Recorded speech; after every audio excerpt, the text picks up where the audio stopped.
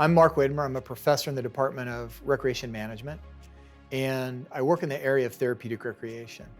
For most of my career, we've done research in the area of wilderness and adventure therapy, where you use adventure experiences to achieve outcomes. The Razor's Edge is the class that I took the lead on, and it's a little bit different. It's about kind of this question around how you create a good life. So these EMBA students are graduating. They're at a place where they could make a transition. They want to move up in their company. And often we buy into cultural values about money and status and beauty and pleasure, which are myths of happiness. And so the Razor's Edge focuses on principles around how you avoid the myths of happiness, and then uses the literature and positive psychology to identify what really leads to a great life. And so we review the literature in positive psychology. We talk about positive emotion, engagement or optimal experience. We talk about how you build meaningful relationships and repair relationships, create meaning in your life, and kind of things around achievement, which is a model out of positive psychology. As we do that, we talk about it at a personal level so that they can re-engage kind of their values and think about where they are and where they want to go to make sure that they create a great life. The second part of it is, how do these principles relate to managing? And all of the principles will help them understand how they can create a work environment where employees are engaged. So some of the underlying components have to do with theory and motivation, principles around building autonomy in the workplace, helping people be more creative. We take it kind of from the standpoint of, we identify the myths of happiness, and we talk about what the research shows on really building a great life. We also integrate principles from the gospel.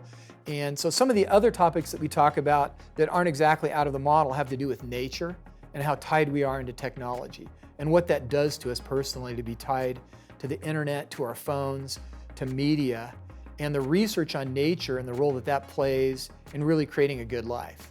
We talk about technology in depth and some other topics like that. And then as a class, we go and do an outdoor adventure. And when we do an outdoor adventure, sometimes we'll go to Moab. And when we go to Moab, we spend time using the skills that they've learned around building relationships with each other. And then we go out and we do canyoneering and mountain biking, where they have the opportunity to look at some of these psychological principles of engagement, like optimal experience or flow, while they learn to mountain bike and do canyoneering.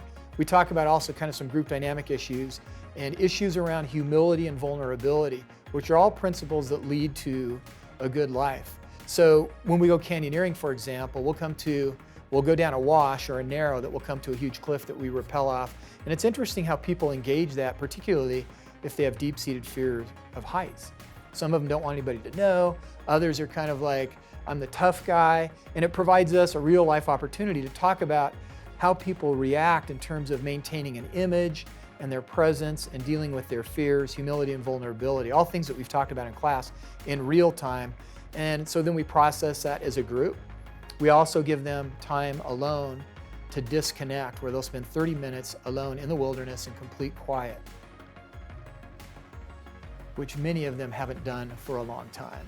And it brings them to a place where they can think more clearly about what their values are.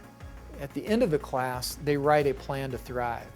And this plan is, what are their goals and values around things like time and money and energy and relationships and nature and work and family?